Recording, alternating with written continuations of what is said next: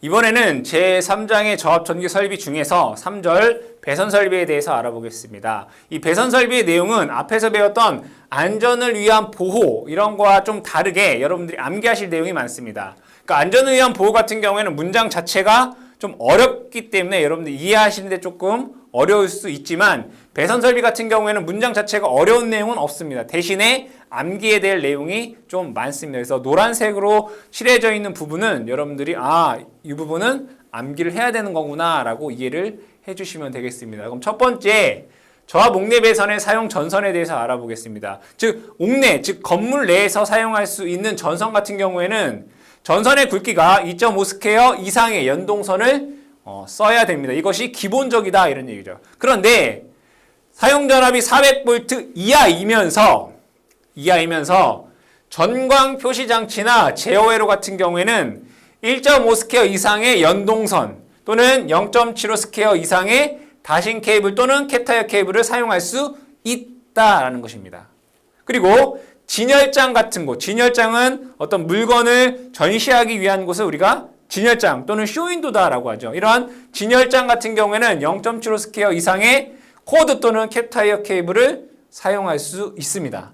엘리베이터나 더메이어 같은 경우에는 리프트 케이블을 사용한 경우는 이거를 따르지 않아도 된다 이런 얘기고, 문제에서는 진열장에 사용할 수 있는 코드 또는 캡타이어 케이블의 최소 굵기는 얼마이냐 이런 식으로 숫자 문제가 나오게 됩니다. 그래서 여기는 어디에는 얼마짜리 전선을 써야 되는가라는 것들을 여러분들이 주의 깊게 암기해 주시기 바랍니다. 다음에 2번 나전선의 사용 제한이라고 되어 있네요. 옥내 시설하는 저압전선은 다음의 경우를 제외하고 나전선을 사용해서는 안 된다. 나전선을 쓰면 안 된다 이런 얘기죠. 그 얘기는 뭐냐면 여기에 있는 곳은 나전선을 쓸 수 있다. 피복이 없는 전선을 사용할 수 있다는 얘기입니다. 애자사용공사에서는 전기로, 즉 전기로 열을 내는 전기로, 그러니까 피복이 높겠죠. 그죠? 전기로라든가 부식이 발생하는 장소, 그러니까 전선이 피복이 부식이 어차피 부식이 되기 때문에 절연 전선이 필요하지 않다는 얘기예요. 세 번째는 취급자 이외에 사람이 닿지 않는 곳에서는 나전선을 쓸 수 있다는 얘기고요. 버스 덕트라든가 라이팅 덕트 공사 나전선 쓸 수 있고요. 저압 접촉 전선의 배선에 시설하는 경우, 여기서 접촉 전선이라고 하는 것은 뭐냐면 전선이 이렇게 있다라고, 얘는 L, 여기 N이다라고 보겠습니다. 그러면 전기를 사용하는데 여기에서 얘가 이렇게, 그리고 전선 하나는 이렇게 연결되어 있어서 여기 이제 부하가 있습니다.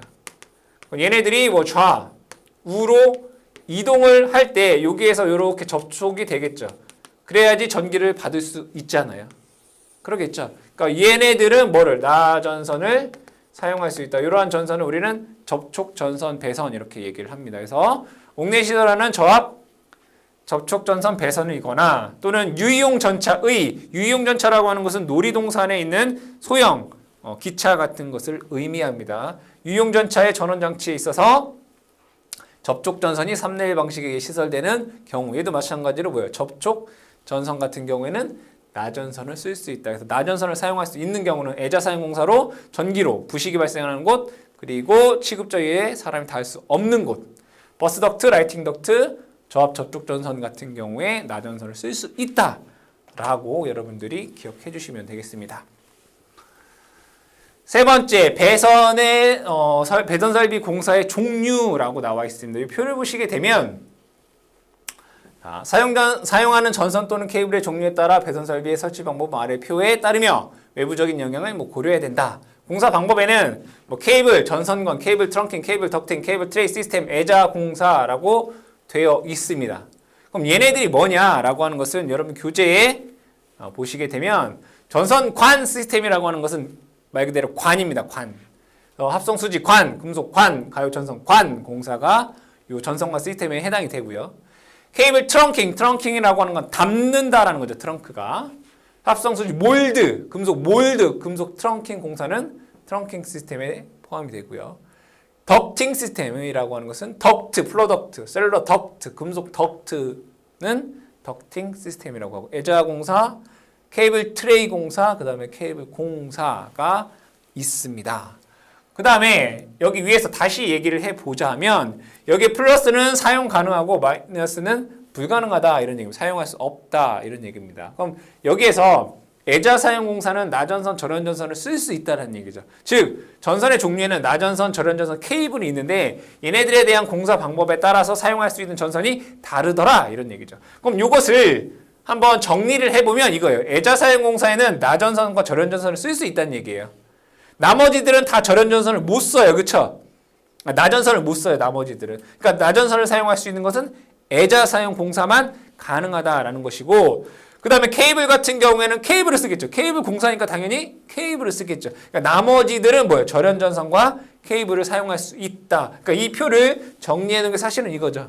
애자 사용 공사는 나전선과 절연전선, 케이블은 케이블만, 나머지는 절연전선 케이블을 사용할 수 있다라고 여러분들이 기억을 해주시면 되겠습니다. 그러면 첫 번째로 이제 애자 공사에 대해서 알아보겠습니다. 애자 공사. 여기 있는 거 다 외우셔야 돼요. 전선은 절연전선을 사용해라. 근데 애자 사용 공사에서 절연전선을 사용을 해야 되는데 애자 사용 공사는 뭐도 쓸 수 있다고 해요? 나전선도 쓸 수 있다라고 했어요. 그죠? 나전선 같은 경우에는 전기로 같은데 부식하는 장소, 시급자 이외자가 출입할 수 없도록 설비를 시설한 장소. 얘 아까 뭐였어요? 얘는 나전선을 쓸 수 있다고 했죠. 기본적으로 애자 사용 공사는 절연 공사를 하는데 얘네들은 뭐 할 수 있다? 나전선을 사용할 수 있다라는 것입니다. 그 다음에 이격거리를 보겠습니다. 이격거리는 우리가 기존에 공부를 하면서 많이 얘기했었던 내용인 거죠. 자, 여기 있는 표를 이 그림으로 얘기를 해보면 이 전선과 전선 사이의 이격거리는 6cm 이상 이격을 해야 되고요. 전선과 조영제 간의 이격거리는 2.5cm 이상 이격이 되어야 된다 이거죠. 그러니까 단위가 뭐 미리 뭐 이런 단위로 되어 있는데 뭐 미리든 뭐 센티미터든 미터든 다 우리가 환산할 수 있으니까 여기는 전선과 전선은 6cm, 여기는 2.5cm. 그런데 전압이 400V를 초과하고 얘가 습기가 있는 장소이다, 뭐 건조하지 않은 장소이다 라고 해보면 요건 6cm가 아니라 12cm 이상 이격해야 되고 요건 2.5cm가 아니라 4.5cm 이상 이격을 해 주셔야 된다. 뭐 이거는 앞쪽에서 예전에 다 공부했던 내용이죠. 그리고 이 애자와 애자 간의 이격거리는 2m 이상이다 라는 내용 되겠습니다. 그쵸? 이 표의 내용은 사실은 다 요거예요. 요게 다다. 요것만 여러분들 기억을 해주시면 되겠고, 애자 선정 시 뭐 애자는 절연성, 난연성, 뭐 내수성의 것이어야 한다라는 내용이 있네요. 다음에 합성수지관 공사입니다. 합성수지라고 하는 것은 여러분들 그냥 플라스틱이라고 생각을 하시면 됩니다. 플라스틱으로 만든 관이라고 생각을 하면 됩니다. 전선은 절연전선이고요. 여기에 사용되는 전선은 연선, 그러니까 소선으로 구성된 선이어야 된다. 연선을 사용해야 된다. 그런데 구리 10스퀘어, 알루미늄 16스퀘어 이하의 것은 단선이 가능하다 이런 얘기예요. 이것도 문제에 많이 나요. 10스퀘어, 16스퀘어 이하. 전선의 굵기가 10스퀘어, 16스퀘어 이하에서는 단선 가능하다. 근데 기본적으로는 뭘 써라는 얘기예요? 연선을 사용해라 이런 얘기입니다. 관 안에서 접속점 없어야 되고요. 충격을 받을 우려가 없어야 되고 이중천장 내에서 시설할 수 없다라고 되어 있습니다. 관 끝부분 및 안쪽 면은 전선의 피복, 손상하지 않도록 매끈한 것이고, 그러니까 다 옳은 거잖아요. 그죠? 여러분들 상식적으로 생각하면 당연히 매끄럽고 피복이 손상되지 않아야 되고 다 이런 내용들이에요. 관의 두께는 2mm 이상일 것이라고 되어 있습니다. 그럼 전선, 합성수지 전선관은 이렇게 되어 있단 말이에요. 이렇게. 그랬을 때 관의 두께, 여기와 여기 간의 두께가 뭐 2mm 이상이어야 된다. 뭐 이제 합성수지관이 이렇게 있겠죠. 그쵸? 다음에 수지관 및 부속품의 시설이라고 되어 있습니다. 그럼 여기에서 1번 같은 경우에는 관과 관을 서로 연결할 때, 그럼 합성수지관이 얘가 이렇게 있고, 여기에 있는 합성수지관이랑 여기에 있는 요 합성수지관을 서로 연결해야 될 때가 있을 거란 말이에요. 그럼 뭘 쓰냐면 커넥터를 사용하겠죠. 얘를 이렇게 이렇게 커넥터를 이렇게 사용할 거란 말이에요. 그랬을 때 여기 길이, 요 길이는 요 바깥지름은 뭐예요? 여기서부터 여기까지가 바깥지름인 거고요. 요 안에 여기서부터 여기는 뭐 안지름인 거죠? 안지름. 요게 이제 바깥지름이에요. 바깥지름의 요게 1.2배 되어야 된다 이거예요. 이거 문제에 많이 나옵니다. 요게 1.2배 돼야 된다. 근데 만약에 여기에 우리가 어떤 본드, 접촉제, 접착제를 사용하게 되면 0.8배로 할 수 있다 이거예요. 이것도 문제 많이 나옵니다. 접착제를 사용하지 않으면 바깥지름의 1.2배, 접착제를 사용하면 0.8배가 된다라는 것이고, 전선관이 이렇게 있으면 얘를 지지를 해야 되겠죠. 일반적으로 쉐들이라고 하는 것으로 이렇게 지지를 합니다. 이렇게 쉐들이라고 하는 것을 이렇게 지지를 해요. 이 지지점 간의 거리는 이것도 문제에 많이 나옵니다. 합성수지 간의 지지점 간 거리는 1.5m 이내가 되어야 된다. 그죠? 관의 지지점 간 거리는 1.5m 이하이어야 된다. 그리고 습기가 많은 장소에서는 방습 장치를 하여라 라고 되어 있네요. 합성수지 간에서는 여러분들이 한 요 정도. 요게 문제에 많이 나옵니다. 1.2배, 0.8배, 지지점 간 거리 1.5m. 이런 것들이 많이 나오니까 그 값들을 잘 정리해 주시기 바랍니다.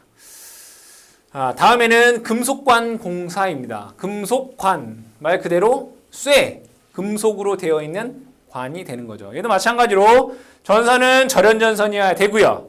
또 연선이어야 되죠. 마찬가지로 굵기가 10스퀘어 이하, 알루미늄 16스퀘어 이하에서는 단선을 쓸 수 있다라고 되어 있습니다. 금속관 및 부품의 선정이라고 되어 있네요. 이 금속관 같은 경우에는 나사가 있어요. 여기 전선, 여기는 그 박스, 박스가 이렇게 있고, 이 박스에 전선관을 이렇게 집어 넣을 거란 말이에요. 이렇게. 그럼 여기에는 이렇게 나사산이 이렇게 해서 나사산. 그러니까 얘를 고정시켜야 되잖아요. 얘를 고정하기 위한 뭐가 있냐면 나사산이 있어요. 나사산. 나사산이라고 하는 것은 여러분들 이렇게 보게 되면 얘가 이렇게 된 거 나사산이라고 하죠. 나사산이 있는데 5턱 이상이어야 된다. 이거 5턱.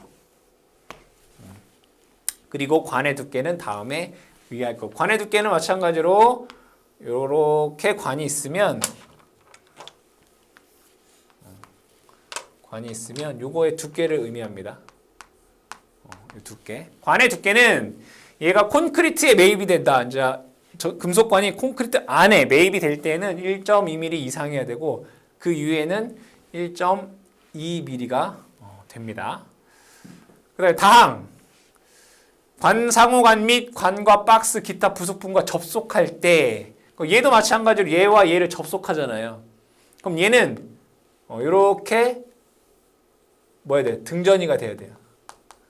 네, 등전이 똑같이 금속이잖아요. 전이차가 발생하면 감전의 우려가 있을 수 있겠으니까 결국에는 뭐예요? 전기적으로 완전하게 접속한다라고 하는 것은 등전이를 하게끔 하라 이런 얘기입니다. 관의 끝부분에는 전선의 피복이 손상되지 아니하도록 부싱을 사용한다. 그럼 이 금속관을 자르면 얘 금속이잖아요. 자르면 이 부분이 어떻게 돼요? 끝이 날카롭단 말이에요. 그럼 날카로운데 여기에다 전선을 그대로 집어넣게 되면 그 전선을 넣는 과정에서 전선의 피복이 손상을 입겠죠. 그래서 여기에 그 전선의 피복을 손상 방지하기 위해서 부싱이라고 하는 것을 사용한다. 부싱은 일종의 어떤 보호막 같은 거라고 보시면 되겠다. 물기가 많은 장소에도 마찬가지로 방습 장치를 해줘야 됩니다. 다음에 관의 접속 공사를 접지 공사를 해야 된다. 금속 같은 경우에는 다 전이가 발생할 수 있기 때문에 접지 공사를 해 주셔야 된다. 그러면 가나 나 같은 경우에는 접지하지 않아도 돼요. 뭐냐면 관의 길이가 4m 이하인 경우, 관의 그 길이가 4m 이하면 접지 안 해도 되고, 나번 같은 경우에는 직류 300V, 교류 대지전압 150V 이하일 때 전선의 길이가 8m 이하인 경우도 마찬가지로 접지를 하지 않아도 된다.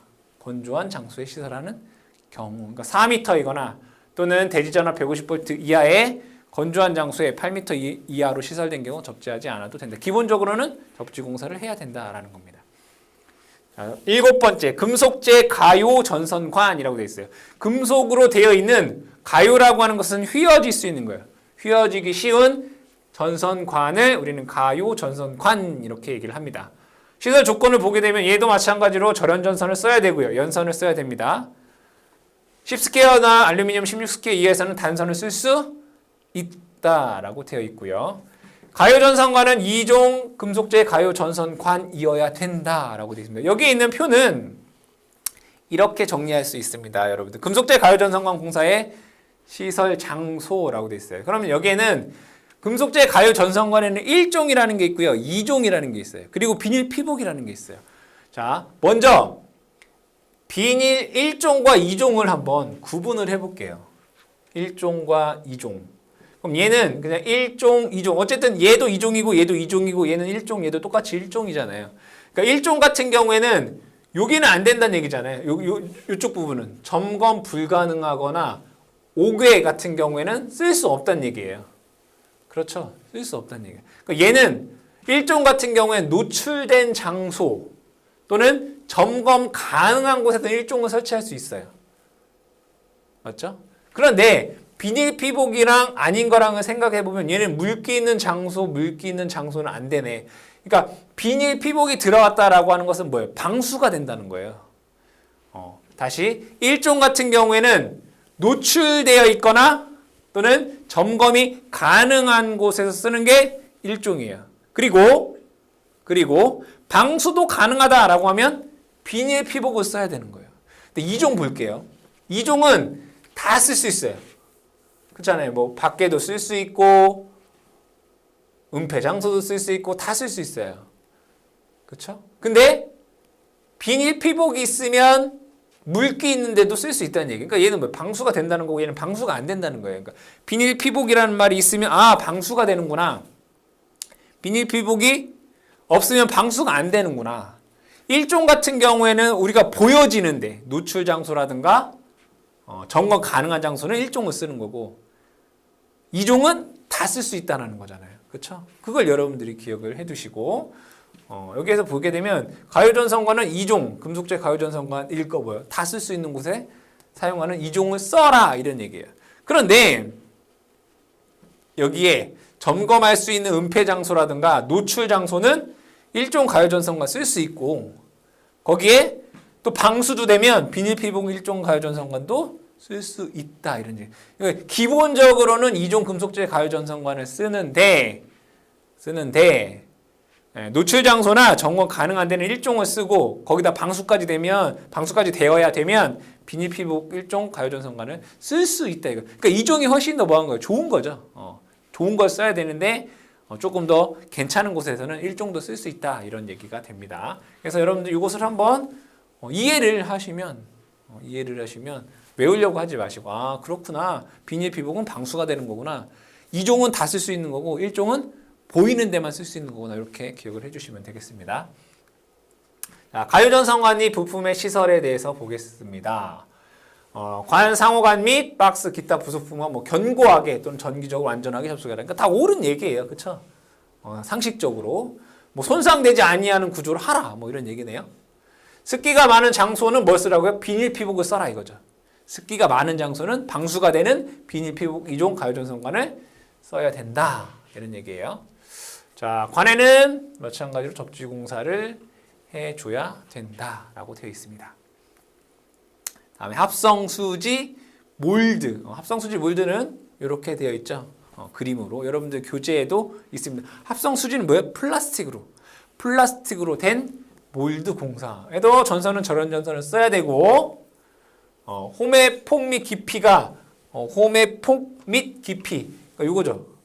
요거라든가 요 깊이가 얼마? 35mm 이하여야 되고 이 플라스틱의 두께는 2mm 이상이어야 된다. 이런 얘기예요. 2mm 이상이어야 된다. 폭이 35mm 이하, 그 다음에 두께는 2mm 이상이어야 된다. 근데 사람이 접촉할 우려가 없는 경우는 더 큰 걸 써도 된다 이러죠. 크고 얇은 걸 써도 된다. 플라스틱 같은 경우에는 어떤 충격이 가해지면 부서지잖아요. 그러니까 폭이 넓으면 넓을수록 부서지기가 쉽단 말이에요. 그래서 이 기본적으로는 폭과 깊이가 작은 35mm 이하 쓰고 두께가 2mm 이상의 것을 써야 되는데 사람이 접촉할 우려가 없다라면 좀 더 크고 두께가 얇은 것을 쓸 수 있다라는 내용이고 여러분들이 이 숫자 기억을 해주시기 바랍니다. 그 다음에 금속 몰드 공사. 이 몰드는 똑같겠죠? 모양이. 근데 얘는 금속으로 되어 있을 뿐이에요. 합성수지 몰드 공사에서 얘가 합성수지가 아니라 그냥 금속이다. 모양은 동일하다라고 생각을 하시면 됩니다. 전선은 절연 전선을 써야 되고 금속 몰드 안에서 전선 접속점 없어야 됩니다. 사용전압이 400V 이하로 건조한 장소에 시설, 건조한 장소로 전개된 장소 또는 점검할 수 있는 은폐 장소에 하나여 시설할 수 있다. 이게 중요하겠다. 그죠?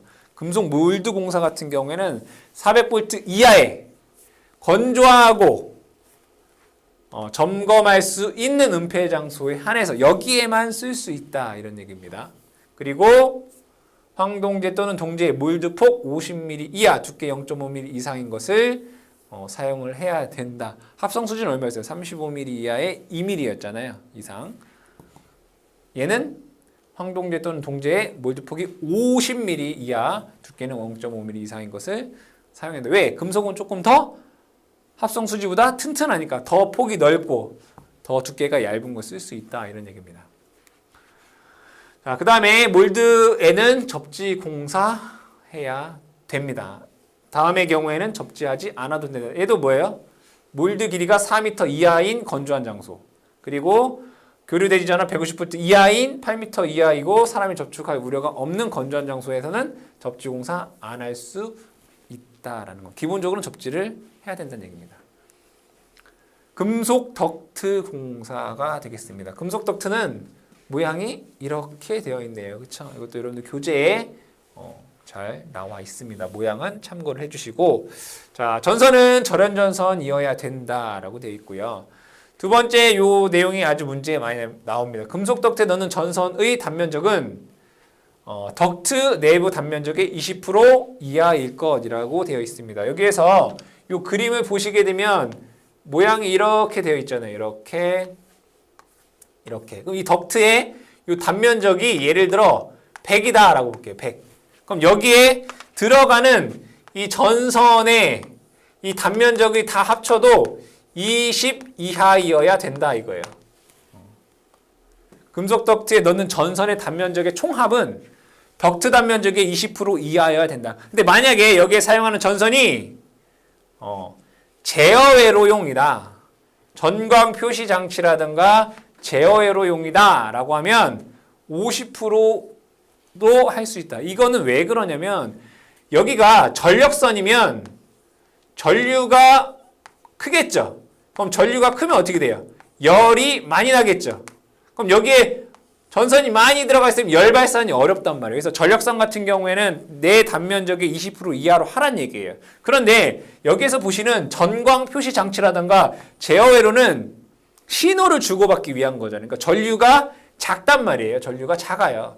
그럼 전류가 작다는 얘기는 열 발산이 적다는 얘기죠. 그래서 50%까지도 채울 수 있다라는 거죠. 그래서 여러분들 이 20% 그리고 50%를 잘 기억을 해 주셔라. 덕트 내 단면적의 20%를 넘을 수 없다. 그런데 전광 표시 장치라든가 제어회로 같은 경우에는 50%까지 채울 수가 있다. 라는 내용이 되겠습니다. 문제에 잘 나오는 내용입니다. 그 다음에 금속 덕트의 선정에서 보시게 되면 얘는 폭이 40mm를 초과하고 40mm 넘어야 된다는 얘기. 아까 몰드 같은 경우에는 폭이 이하로 되어 있었잖아요. 합성수지는 35mm 이하, 금속은 50mm 이하였잖아요. 근데 얘는 40mm를 초과해라 이거예요. 왜? 전선을 많이 넣는 애니까 덕트 같은 경우에는 40mm를 초과하고 두께는 1.2mm 이상의 것으로 금속재의 것으로 견고하게 제작을 해라 이런 얘기죠. 나머지는 읽어보면 여러분 다 어렵지 않은 얘기, 다 옳은 얘기. 손상을 일으키지 말아야 된다. 돌기가 없어야 된다. 부식을 방지하기 위해서 뭐 아연도를 써야 된다. 뭐 이런 내용들이에요. 그 다음에 덕트의 지지점 간거리 요거 3m 암기하셔야 됩니다. 덕트의 지지점 간거리는 3m고 수직으로 할 때, 그러니까 가로로 할 때는 3m고요. 위아래 수직으로 할 때는 6m다 이거요. 3m, 6m. 그리고 뚜껑을 쉽게 열리지 아니하도록 시설을 해야 되고 끝부분 막아야 됩니다. 덕트 끝에. 끝과 끝은 덕트를 막아야 된다. 뭐 먼지가 침입하지 않아야 된다. 물이 고이지 말아야 된다. 당연한 말이죠. 그죠? 접지 공사를 해야 된다. 이것을 여러분 기억을 해주시면 되겠습니다. 다음에 버스 덕트 공사라고 되어 있네요. 얘도 덕트 공사예요. 모양이 이렇게 요거는 덕트이고요. 여기에는 들어가는 도체예요. 도체. 버스바라고 얘기를 하죠. 보면 덕트 상호간 및 전선 상호간 견고하고 전기적으로 안전하게 접속할 것. 뭐 등전이를 만들어라는 얘기죠. 덕트 지지점 간거리 3m 이하. 버스 덕트도 지지점 간거리 3m 이하이고 수직으로 붙이면 6m다 이런 얘기죠. 얘도 마찬가지로 끝은 막아야 되고 덕트 접지 공사 해라 이런 얘기예요. 그리고 습기가 많은 장소, 물기가 있는 장소에 시설하는 경우에는 5개용을 써라 이런 얘기죠. 5개용을 써라. 습기가 많을 때에는. 버스덕트의 선정이라고 되어 있어요. 도체는 20스퀘어 이상의 띠 모양 또는 5mm 이상의 관 모양이어야 된다 이런 얘기네요. 그럼 띠 모양이라고 하는 것은 이렇게 생긴 거예요. 이렇게. 도체가 이렇게 생긴 거예요. 일반적으로 도체는 어떻게 돼요, 여러분들? 전선은 이렇게 생겼잖아요. 그러니까 이 버스덕트에 사용하는 도체는 이렇게 생기거나 이렇게 생겨야 되는데 이렇게 생길 때에는 이게 20 스퀘어 이상이어야 된다. 단면적이. 관 모양일 때는 요 지름이 5mm 이상이어야 된다라는 겁니다. 언제? 동일 때. 동.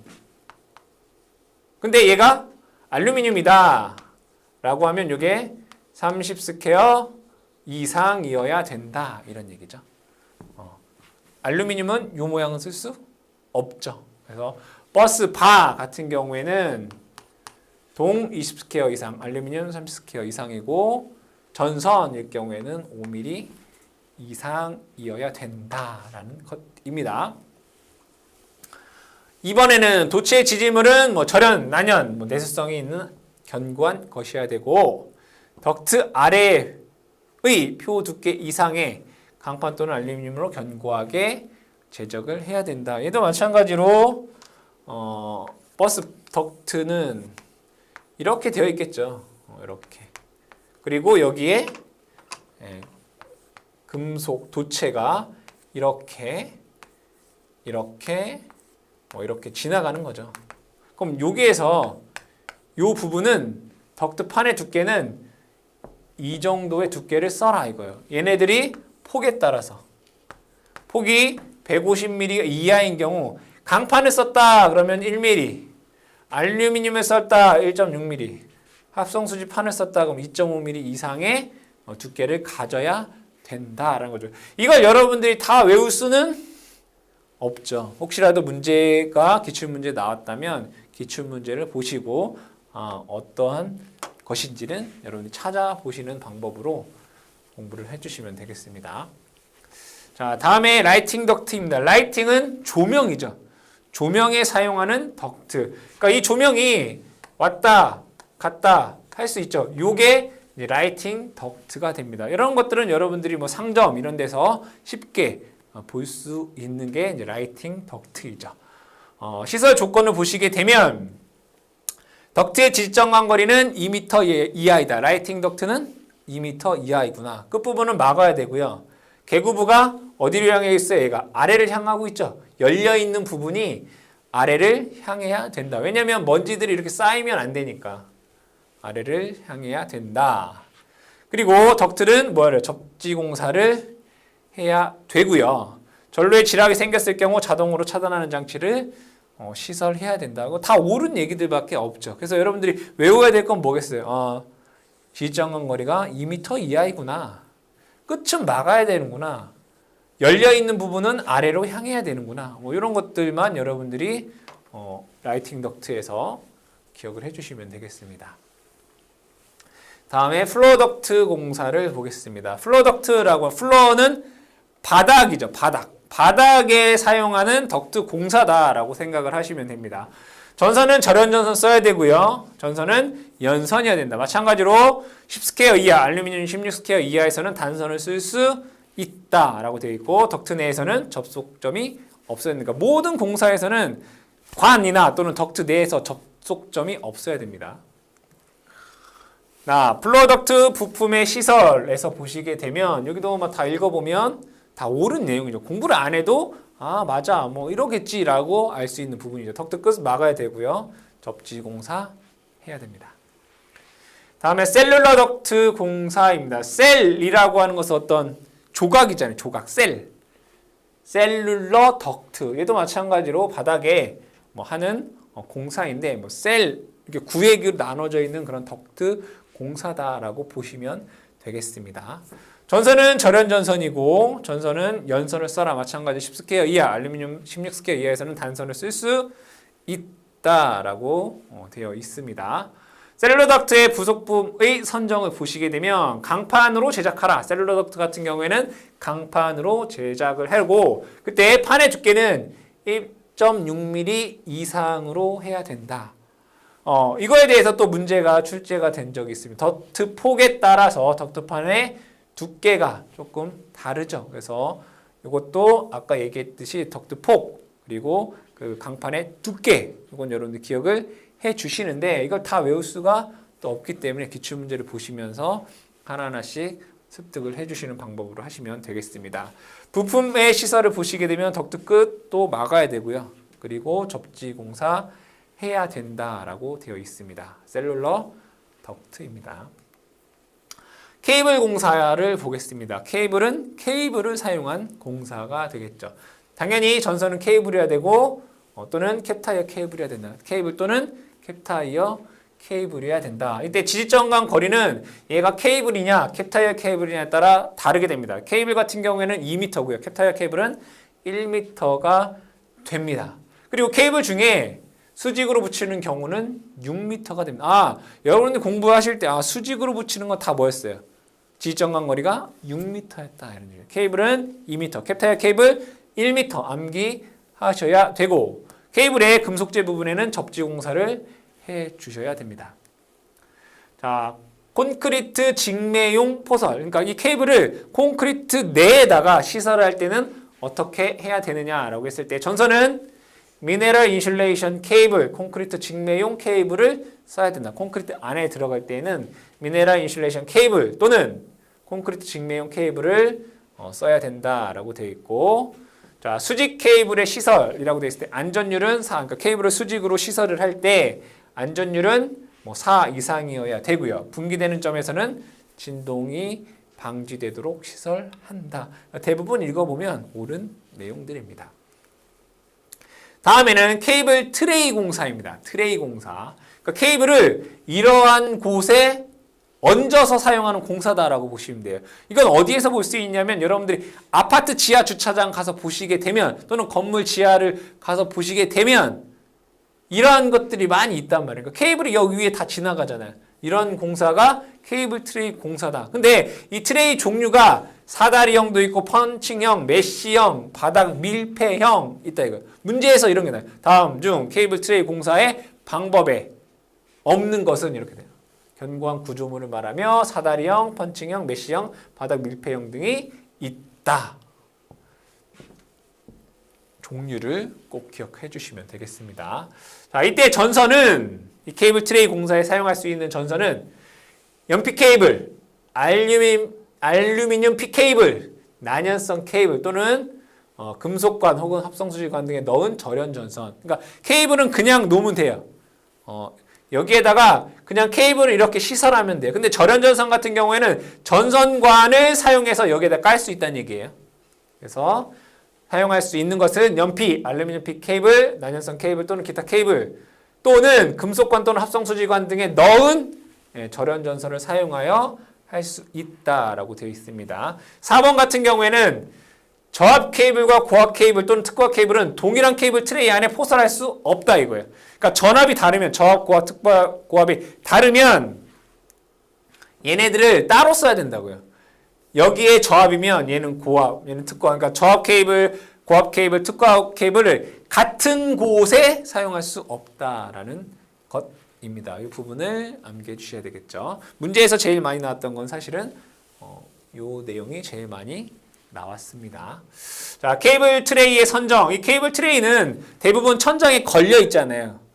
이에 따른 케이블 트레이 안전율은 1.5 이상이 되어야 된다라는 것 기억해 주시기 바랍니다. 다음에 배선 설비의 적용 시 고려해야 될 사항. 배선을 할 때 고려해야 될 사항이 뭐가 있느냐라고 되어 있어요. 하나의 회로 도체는 다른 시스템을 통해 배선해서는 안 된다. 이걸 그림으로 그려보게 되면 전선이 이렇게 있다라고 볼게요. 얘는 전련 전선이라고 생각을 해볼게요. 그럼 여기 부분은 애자 사용 공사를 하고 여기는 금속광 공사를 이렇게 했다 이거예요. 이렇게 하면 안 된다 이거예요. 여기까지는 절연 전선하고 여기까지는 금속광 공사고 하나의 회로 도체가 이렇게 되면 안 된다. 이거 왜 이렇게 하면 안 될까요? 이 공사 방법에 따라서 이 전선의 똑같은 전선 굵기라고 해도 뭐가 틀려지냐면 허용 전류가 달라져요. 허용 전류가 달라진다고요. 얘를 금속관에 넣었느냐 아니면 덕트에 놨느냐 아니면 애자로 놨느냐에 따라서 이게 한 가닥이 갔느냐 두 가닥이 갔느냐 세 가닥이 갔느냐에 따라서 이 전선 똑같은 전선이어도 허용 전류가 달라져요. 그렇기 때문에 하나의 회로 도체가 2개 이상의 배선 방법으로 하면 안 된다라는 내용입니다. 두 번째는 공통 중성선을 사용하는 것은 허용되지 않는다. 그러니까 여러 개의 회로가 중성선을 공통으로 사용하면 안 된다 이런 얘기고요. 여러 개의 회로가 하나의 접속상자 안에 단자 접속되는 경우 절연 격법으로 분리해야 된다. 이거는 이러한 분전반을 생각을 하시면 돼요. 여기 하나, 둘, 셋, 넷 여기에서 전기가 와요. 이렇게. 그럼 얘는 L1, L2, L3, Ln 뭐 이렇게 되겠죠. 그럼 얘는 사용할 수 있어요. 이렇게. 그런데 하나의 함에 하나, 둘, 셋, 넷 얘가 L1, L2, L3, 뭐 N 이런 게 있고 또 다른 게 하나, 둘, 셋, 넷 이런 게 L1, L2, L3, N 이렇게 쓰면 안 된다 이거예요. 얘는 이렇게 올 거고 얘도 또 이렇게 올 거 아니에요. 그럼 얘는 이렇게 하면 안 된다. 근데 할 수 있는 거는 여기는 이제 뭐 격벽을 쓰면 가능하다 이거예요. 분리가 되면 격벽을 쓰면 가능하다. 이게 여러 회로가 하나의 접속상자에 접속하는 경우 절연 격벽으로 뭐 분리해야 된다 이런 얘기예요. 네 번째, 모든 도체가 최대 공칭 전압에 대해서 절연되어 있다면 여러 회로를 동일한 전선관 분리된 구역에 설치할 수 있다 이거. 그러니까 절연만 잘 되어 있으면 여러 도체를 동일한 전선관 또는 케이블 덕팅, 뭐 케이블 트렁킹 시스템에 설치할 수 있고 구획을 설치해서 할 수 있다 이거예요. 이건 뭐냐? 여기에 A라는 회로가 이렇게 있고요. B라는 회로가 이렇게 있고 C라는 회로가 이렇게 있다 이거죠. 그럼 얘는 하나의 덕트 안에 넣을 수 있다 이거예요. 이렇게. 그런데 여기에 뭐 하라는 얘기예요? 구획을 설치해서 시설하여라. 그런 내용입니다. 다음에 병렬 도체, 병렬 접속에 대해서 보겠습니다. 병렬 접속은 2개 이상의 도체가 병렬로 접속하는 경우입니다. 2개 이상의 선도체 또는 펜 도체를 계통의 병렬로 접속하는 경우 다음에 따른다. 이 얘기는 예를 들어 여기는 L1, 여기는 L2, 여기는 L3, N이라고 볼게요. 얘는 선이 하나가 이렇게 가죠. 근데 얘를 선 2개로 이렇게 갈 수 있잖아요. 어떠한 전력을 공급하는데 부하의 전류를 많이 쓴다라고 하면 선을 두 가락으로 보낼 수 있죠. 이렇게. 요거를 우리 뭐예요? 병렬로 보낸다 이거예요. 그랬을 때 병렬 도체 사이에 부하 전류가 균등하게 배분될 수 있도록 조치해라. 그러니까 여기에 흐르는 전류나 여기에 흐르는 전류가 균등하게 흐를 수 있도록 조치를 해라. 그때 도체가 같은 재질, 단면적, 길이가 같고 전체 길이가 분계로 없으면 다음과 같은 경우에 요구사항을 충족하는 것으로 본다 이거예요. 얘에 흐르는 전류를 균등하게 분배해라.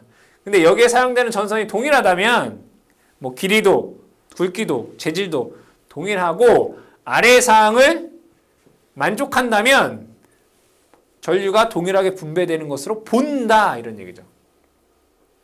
그게 가나 다 뭐 이러한 내용인데 여러분들 그냥 읽어보시면 되겠다. 뭐 문제에 나올 만한 것이 크지 뭐 없을 것 같습니다. 적절한 전류 분배를 할 수 없거나 네 가닥 이상의 도체를 병렬 접속하는 경우에는 적절한 전류를 분배할 수 없거나 그러니까 얘와 얘가 전류를 적당하게 분배할 수 없다 이거 적절하게. 그러면 버스바 트렁킹 시스템을 고려하라 이런 얘기네요. 병렬로 사용할 때 중요한 건 뭐겠어요? 여기와 여기의 전류를 균등하게 할 수 있게끔 하라 뭐 이런 게 중요한 거죠. 적절하게 분배하지 못하거나 이게 뭐 네 가닥 이상이면 버스바 트렁킹 시스템을 적용하여라 뭐 고려해봐라 뭐 이런 얘기가 되겠습니다. 다음에 전기적인 접속. 도체 상호 간 도체와 다른 기계 접속은 내구성이 있는 전기적 연속성이 있어야 하며 적절한 기계적 강도와 보호를 갖추고 있어야 되는 어려운 내용은 없죠. 그죠? 통상적으로 사용 시 온도가 상승하는 접속부에는 어떠한 전선과 전선을 연결했을 때 그 부분에서 온도가 상승하면 그 접속 부분에 절연물이라든가 그 지지물에 어떤 성능 저하가 되지 않도록 주의를 해라. 접속점에서 기계적 응력에 미치지 않아야 된다라고 되어 있고요. 다중성, 세선, 극세선, 그러니까 선이 여러 가닥인 경우에 그 여러 가닥이면 얘 두 개를 연결하기가 쉽지가 않잖아요. 여러 가닥인 경우에는 적절한 단말부를 사용해서 도체 끝을 적절히 처리하라. 그러니까 극세선, 그러니까 아주 얇은 선들을 서로 연결할 때는 어떤 연결하는 연결 장치, 접속부를 사용하는 것이 좋다 이런 얘기입니다. 이러한 전선을 접속을 할 때 고려해야 될 사항, 다음 중 전선 접속 시 고려해야 될 사항이 아닌 것은 이렇게 문제에 나온 적이 있습니다. 도체와 절연 재료, 도체의 소선 가닥수, 단면적, 그 다음에 함께 접속된 도체의 수 이런 것들을 고려해서 어떤 접속 방법을 우리가 전선과 전선을 접속하는 방법이 여러 가지가 있잖아요. 그러니까 둘을 그냥 직접 접속하는 방법도 있고 또는 다른 전선을 이용해서 감는 방법도 있고 다른 단말기를 이용해서 접속하는 방법도 있고 그러니까 이런 것들을 고려해서 접속 방법을 적용하라라는 것입니다. 그래서 접속 방법 선정 시 고려돼야 할 사항 4가지를 여러분들이 암기를 해 주셔야 되겠습니다. 다음에 배선 설비와 다른 공급 설비와의 접근 또는 이격거리가 나와 있습니다. 자, 저하 목내 배선의 애자 사용 공사를 하고 다른 옥내선과 접근 또는 교차 시 표준은 0.1이고 나전선이면 0.3이 그러니까 애자 사용 공사는 나전선을 쓸 수 있잖아요. 그렇죠? 애자 사용 공사와 쉽게 얘기하면 애자 사용 공사와 다른 애자 사용 공사 사이에 접근 또는 교차를 하게 되면 표준은 0.1m이고 나전선은 0.3. 여기서 표준이라는 건 뭐랄까요? 절연전선을 썼으면 0.1m이고 얘가 나전선, 피복이 없는 선을 썼으면 0.3m를 이격하여라 이런 얘기예요. 그리고 애자 사용 공사와 또 다른 애자 공사가 병행하는 경우, 나란히 가는 경우. 그러니까 위에 거는 애자 공사가 이렇게 가고요.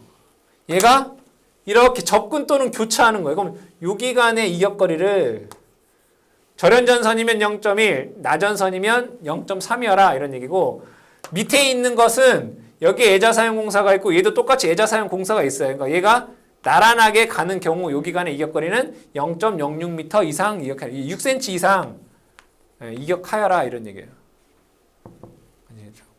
그 다음에 통신 케이블과 약전류 전선, 통신 케이블과 약전류 전선 간에는 절연전선이면 0.1, 나전선이면 0.3을 해라 이거예요.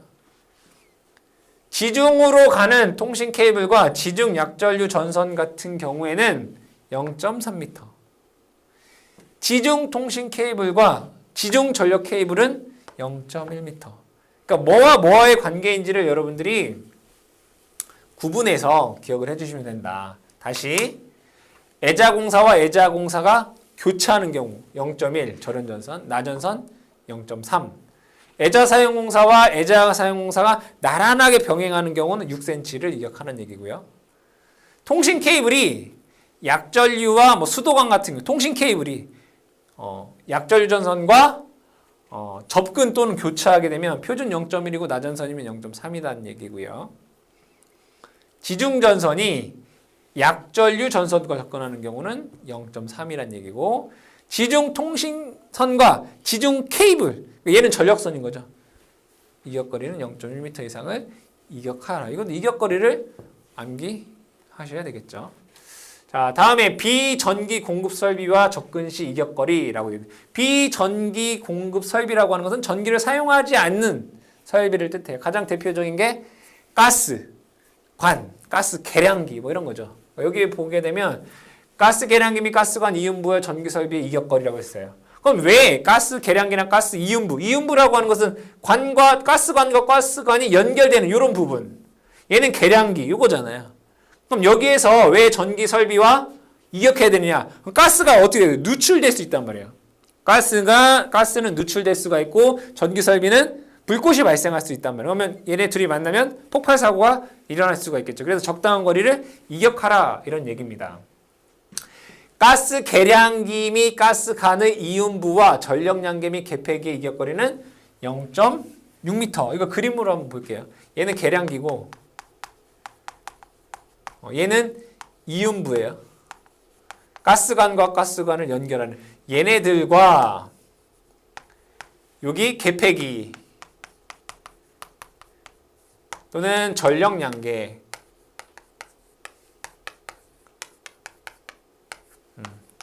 얘네들 간의 이격거리는 0.6m 이상 되어야 된다라는 거고 가스 계량기와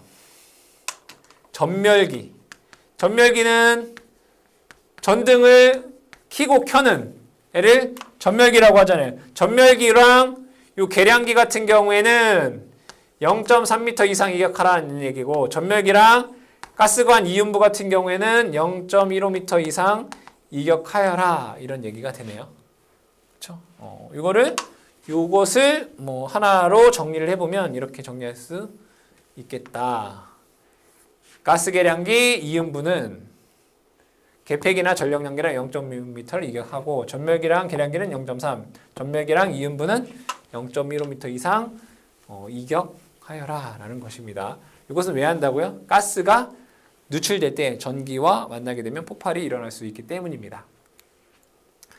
다음에 수용가 설비에서의 전압 강화라고 되어 있어요. 전압 강화라고 하는 것은 수용가에서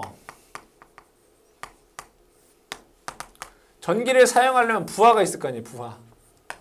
뭐 전동기가 될 수도 있고 전등이 있을 거고. 그러면 여기에서 수용가에 이제 수전점이 되겠죠. 수전점에서부터 부하가 있는 곳까지는 뭐가 있어요? 저항이 있단 말이에요. 전선에 저항이 있을 거고 부하가 사용하게 되면 여기에서는 전류가 흐르게 됩니다. 그럼 여기에서 뭐가 발생한다는 얘기예요? 전압 강화가 발생한다 이런 얘기죠. 전압 강화가 발생한다. 그랬을 때 여기 수전을 저압으로 수전한다 이거예요. 저압 우리나라 얼마 220, 380으로 수전할 때는 조명부하 같은 경우에는 3%, 기타 다른 것들은 5% 이내가 되도록 하여라 이런 얘기예요. 예를 들어 여기가 100V이다. 100V이다. 그러면 우리 전압 강화율이 뭐죠? 전압 강화율? 전압 강화율.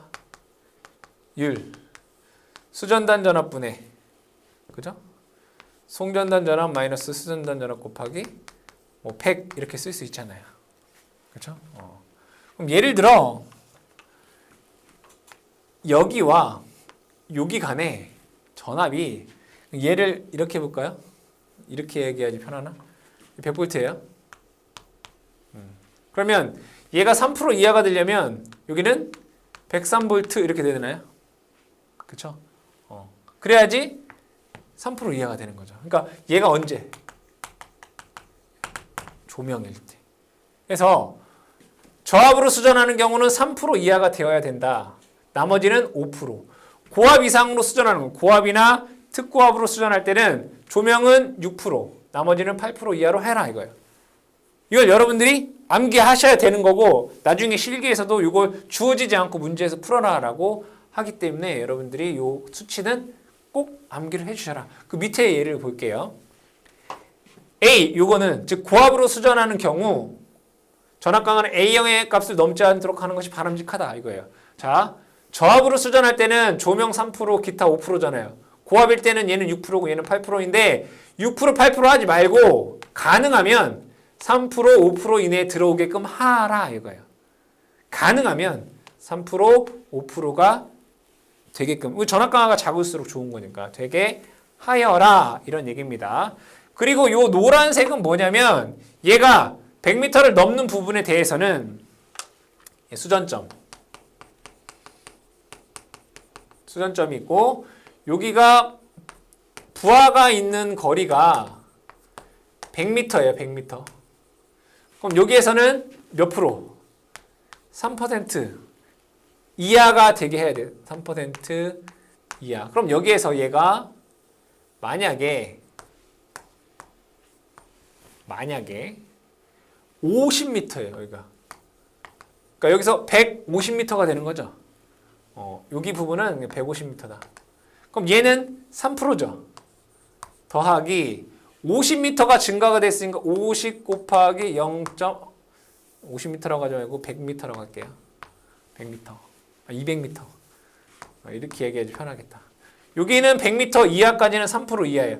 여기 100m면 요거 100으로부터 100이 더 늘어난 거잖아요. 그럼 1m당 0.005가 증가할 수 있으니까 0.005 곱하기 100 이렇게 계산할 수 있어요. 계산해보면 하나, 둘 맞나요? 하나, 둘 거꾸로 하나, 둘 0.5가 되네. 그럼 얘는 3.5%가 돼요. 즉 뭐냐면 3.5%까지 얘를 뭐 하겠다? 허용하겠다 이거예요. 허용. 근데 얘가 여기가 300m예요.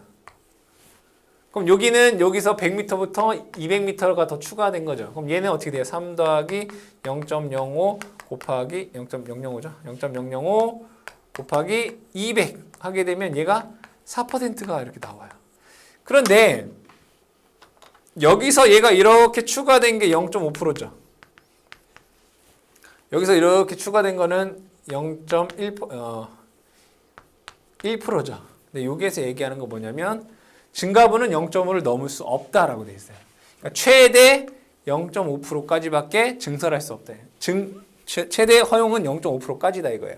그래서 얘가 200m는 3.5%잖아요. 그럼 200m가 넘게 되면 그 이후에도 다 무조건 3.5% 이하로 되게끔 하여라 이런 얘기죠. 최대값은 0.5밖에 안 된다. 그래서 기본적으로 여러분들이 여기에 있는 수치는 암기를 하셔야 됩니다. 저압은 3%, 5%, 고압은 6%, 8%. 그때 100m를 초과하는 경우 1m마다 0.005%를 증가할 수 있어요. 최대 맥시멈은 0.5%까지밖에 안 된다. 그럼 얘네들은 최대는 3.5, 얘는 최대 5.5, 얘는 최대 8.5, 얘는 최대 6.5%까지만 전압 강화를 허용하겠다라는 거죠. 이건 문제에 무조건 출제가 된다라고 생각을 하시면 됩니다. 여러분들 이거는 꼭 기억을 해주시기 바랍니다. 자, 다음에 배선 설비의 선정과 설치 고려해야 될 외부의 영향은 뭐가 있느냐? 이건 여러분들이 쭉 한번 읽어 보셔라. 어떤 우리가 배선 설계를 할 때 외부의 영향을 고려해야 돼. 이러한 것들을 고려를 해야 된다라는 것입니다. 자, 다음에 도체 및 중성선의 단면적입니다. 그러면 도체 및 중성선의 단면적은 회로를 그려야 되겠다.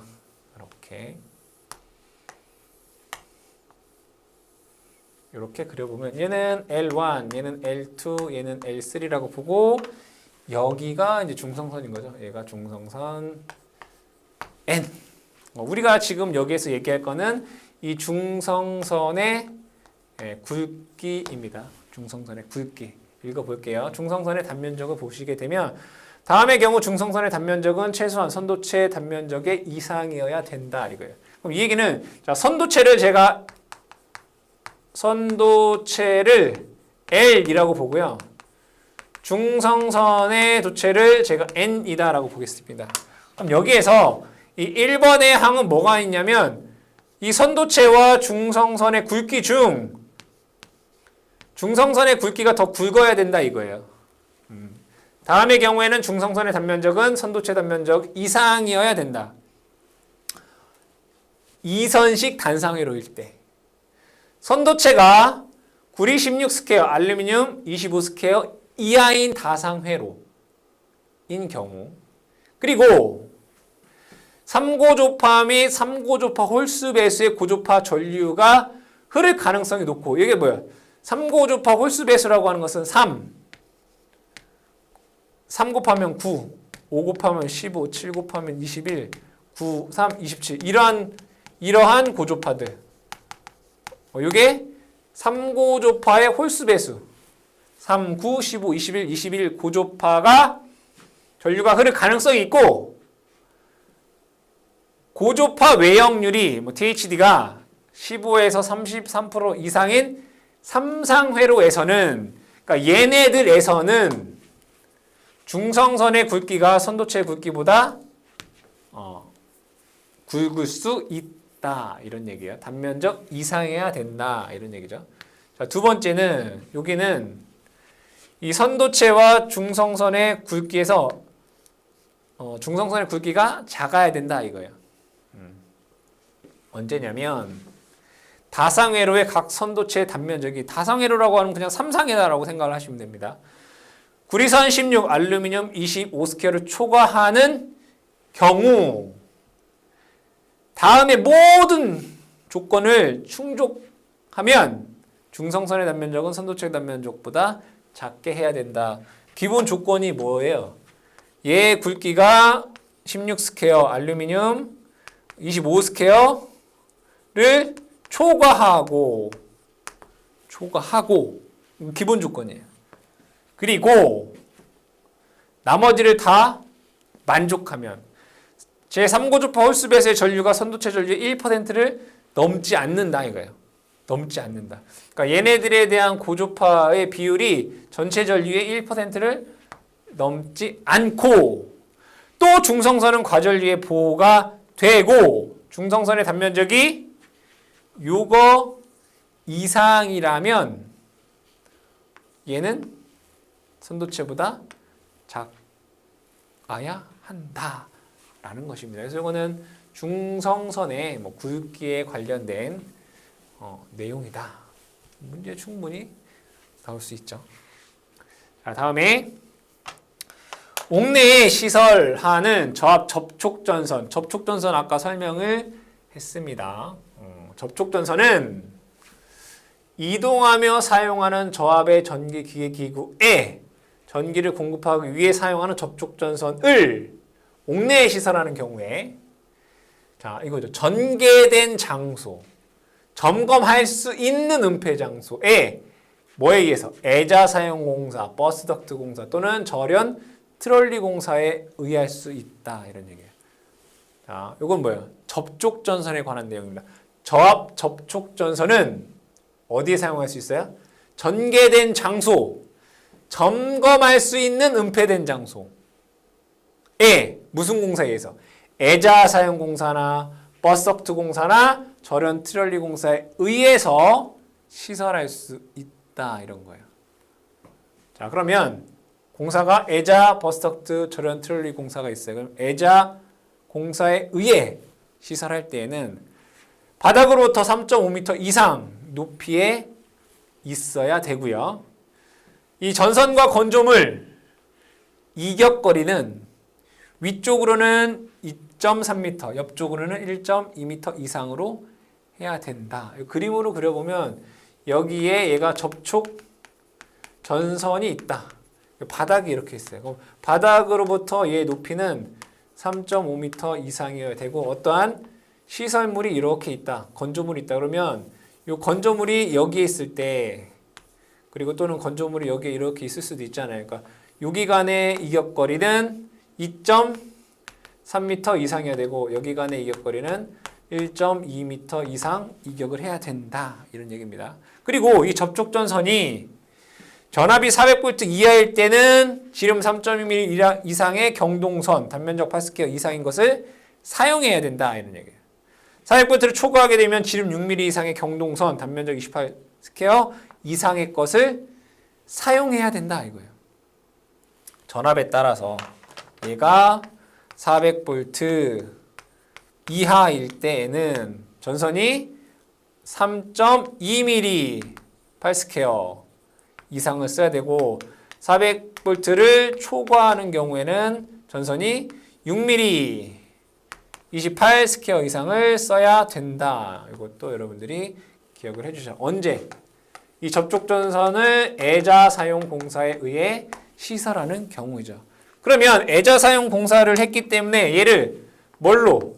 애자로 얘를 지지를 할 거 아니에요. 이렇게. 그럼 애자 간의 이격거리는 지지점 거리는 6m 이하로 해야 된다라는 거. 이거 그림으로 그리면 이렇게 그릴 수 있습니다. 접촉전선을 애자 사용 공사에 의할 때 이 접촉전선은 지면으로부터 3.5m 이상 있어야 되고 여기에 어떠한 건조물과는 높이 위로는 2.3, 옆으로는 1.2m 이상 이격을 해야 되고 전선이 400V 이하일 경우에는 3.2mm 8스퀘어 이상 400V를 초과하면 6mm 28스퀘어 이상을 사용해야 되고 이 지지점 간 거리는 6m 이하여야 한다라는 것입니다.